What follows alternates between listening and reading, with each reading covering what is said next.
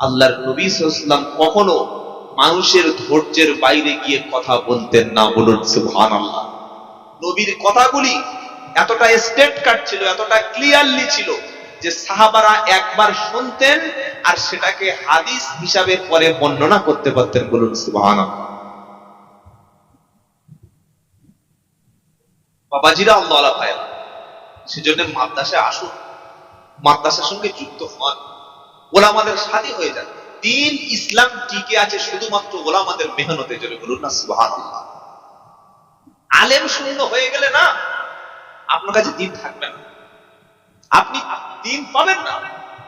একদিকে যেমন হাক্কানি পীরেরা তারা মেহনত করেছে খানকা দিয়ে, দাওয়াত ও তাবলীগের সাথীরা তারাও মেহনত করছে গাড়ির টাকা খরচ করে, মাদ্রাসাওয়ালারা মেহনত করছে, আপনারা সাধারণ মানুষ আপনারা মেহনত করছেন, এইভাবেই তো দিনটা টিকে আছে। কি গো বাবা, আল্লাহ পাকের অশেষ দয়া হলো এই, আল্লাহ কোরআন নাজিল করে নবীকে শুনিয়েছেন। নবী, সব নবী চলে গেছে, তাদের কিতাবটাও শেষ হয়ে গেছে। ঈসা নবী চলে গেলেন আসমানে, ইনজিল নামক কিতাবটা নিউ টেস্টামেন্ট ওল্ড টেস্টামেন্ট বিকৃতি হয়ে গেল। নবী মুসা আলাইহিস সালাম ইন্তেকাল করে চলে গেলেন, তার উপরে তাওরাত নামক কিতাবটা বিকৃতি করলো ইহুদিরা। নবী দাউদ আলাইহিস সালাম ইন্তেকাল করে চলে গেলেন, জাবুর কিতাবটা শেষ হয়ে গেল, বিকৃতি করে দিল। আমার নবী চলে গেছে 1443 বছর আগে। আল্লাহ পাক সেদিন নবীকে শুনিয়েছেন, হাবিব, অন্য নবী চলে গেছে, তাদের কিতাবটা মিটে গেছে, আপনি পৃথিবী থেকে চলে যাবেন, আপনার কিতাব কিন্তু মিটবে না। আমি আল্লাহ আপনাকে কথা দিচ্ছি, ইন্না নাহনু নাযালনা যিকরা ওয়া ইন্না লাহু লাহাফিজুন। 14 পারা প্রথম পৃষ্ঠা 7 নম্বর লাইন 9 নম্বর আয়াত, সূরার নাম আল হিজর। আমার আল্লাহ পাক শোনাচ্ছে, হাবিব গো, আপনি চলে যাবেন, অন্য নবীর মতো আপনার দিন শেষ হবে না, আপনার কিতাব কখনো পৃথিবীতে যাবে না। আমি আল্লাহ কথা দিচ্ছি, ওয়াদা করছি, কিয়ামত যতক্ষণ পর্যন্ত না হবে, কিয়ামতের দিন পর্যন্ত আমি আল্লাহ কোরআন হেফাজত করে নেব। একদল মানুষ কোরআনের ভালোবেসে তাদের কলিজার টুকরা সন্তানটাকে 6 বছর 7 বছর বয়সে মায়ের কোল থেকে তুলে মাদ্রাসার বিছানায় শোয়াবে, বাপের কোল থেকে আরামের শান্তিটা বঞ্চিত করে ওস্তাদদের খাস কামরায় নয় বরং জমিনের উপরে শুইয়ে দেবে। কোটি কোটি টাকার মালিক ইচ্ছা করলে এসি ঘরে থাকতে পারত, বাচ্চাটাকে কোরআনের মহাব্বতে মাদ্রাসায় মশার কামড় খাইয়ে দিয়েছে। প্রতিদিন বিরিয়ানি খাওয়ানোর মতো ক্ষমতা আছে, সেই রকম বাড়ির ছেলেদেরকে হিফজ করাচ্ছে কোরআনকে ভালোবেসে। আর আল্লাহ বলছে, হাবিবি গো, আমি আল্লাহ দায়িত্ব নিয়েছি, কোরআনটাকে ধ্বংস হতে দেব না, কোরআনটা নষ্ট হতে দেব না, ওটা আমি হেফাজত করব আর হাফেজদের সিনার মধ্যে বসিয়ে দেব।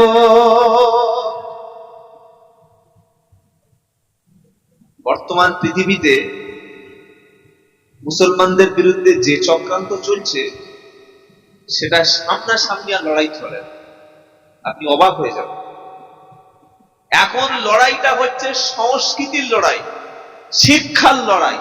কি সংস্কৃতি?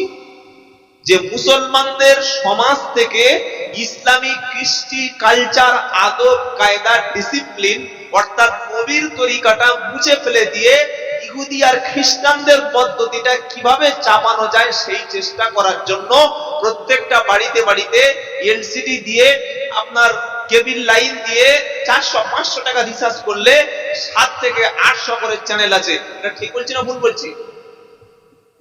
কিন্তু আপনার কি আছে? আপনার তো কিছু নাই, আপনি এটা পত্রিকা পার করতে পারেন। ইসলামের পক্ষে ফেসবুকে লেখালেখি দূরের কথা, ইসলামের জন্য আপনি একটা খবর পর্যন্ত ইসলামের জন্য বার করতে একটা পেপার আপনার নাই। যত বড় বড় টেলিভিশন চ্যানেল সব ইহুদি আর খ্রিস্টানরা কন্ট্রোল করছে। টেলিভিশনে যত, আমি নাম বলবো না, বললে আবার আমার এফআইআর হয়ে যাবে, যত রকমের টেলিভিশন আমাদের ভারতে কিংবা পশ্চিম বাংলায় আছে, তার 99%, 99% প্রতিদিন টেলিভিশনের চ্যানেলে বসে মাদ্রাসা নিয়ে, মসজিদ নিয়ে, ইসলাম নিয়ে আলেম ওলামাদের বিরুদ্ধে প্রতিদিন বিশুদ্ধার করছে। আপনি টিভিটা খুলে দেখুন, টুপি দাঁড়িয়ে দেখলে বলবে মাদ্রাসার ছাপ।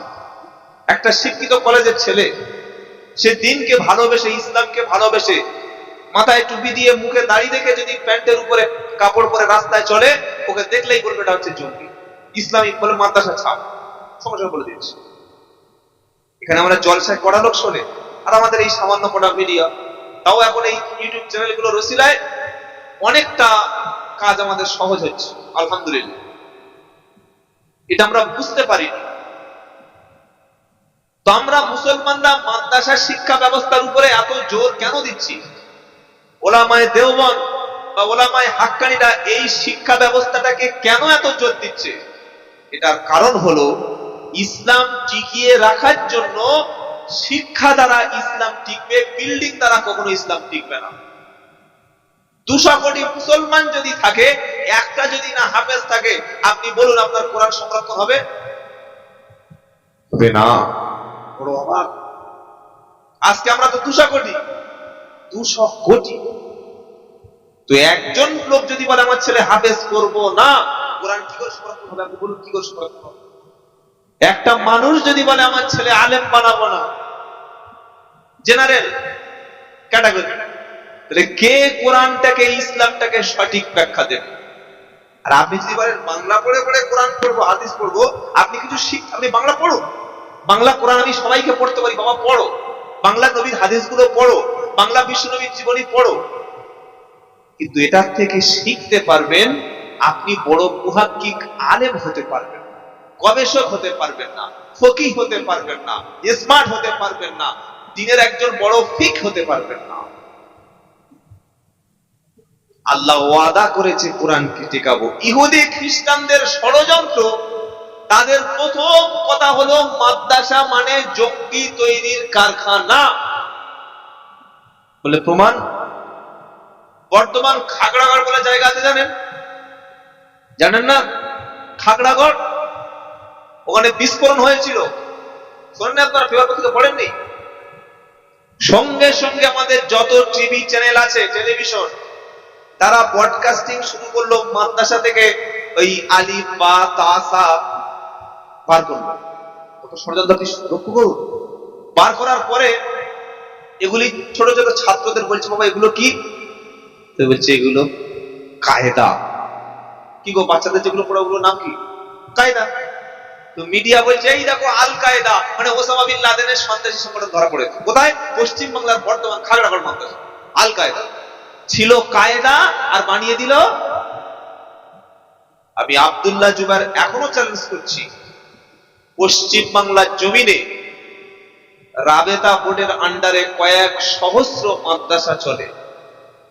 একটা মাদ্রাসায় এক পিস বন্দুক, বোম, দেশ বিরোধী কোনো বই, দেশ বিরোধী কোনো অস্ত্র কিংবা দেশের বিরুদ্ধে কোনো ট্রেনিং হয়, একটা যদি কেউ বার করতে পারে, কোনো মিডিয়া কিংবা কোনো গোয়েন্দা বিভাগ, কোনো এনআইএ, কোনো সরকার, আমরা গিয়ে ওই মাদ্রাসাটাকে বন্ধ করবো না, বরং মাদ্রাসা পুড়িয়ে দেবো। চ্যালেঞ্জ করছি, বার করুন।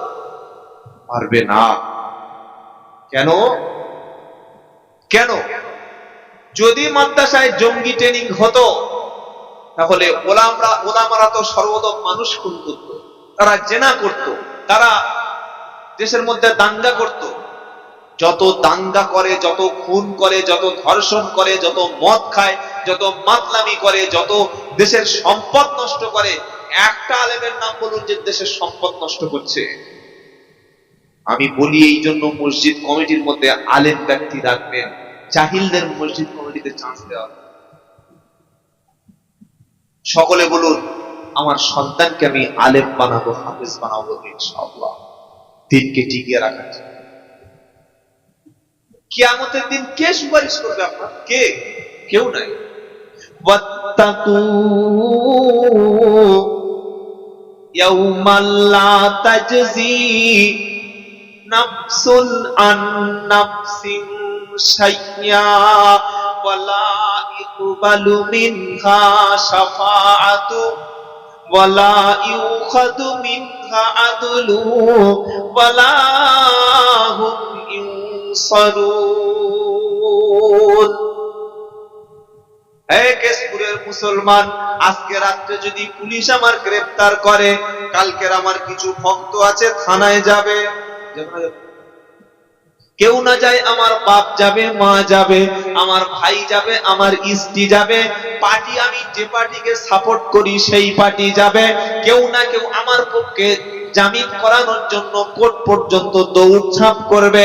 আমার আল্লাহ বলছে পারা নাম্বার 1, পৃষ্ঠা নাম্বার 8, আয়াত নাম্বার 48, লাইন নাম্বার 14, সূরা বাকারা, যদি কিয়ামতের দিন একবার যদি তুমি জাহান্নামে ধরা পড়ে যাও, একবার যদি আমল শূন্য হয়ে আল্লাহর সামনে দাঁড়িয়ে যাও, একবার যদি তোমার জিন্দেগিটা বিফলে চলে যায়, ওয়াত্তাকু ইয়াউমাল্লা তাজজি নাফসুন আন নাফসিন শাইয়্যা, সেদিনকে ভয় করো যেদিন কেউ কারোর কোনো উপকার করতে পারবে না।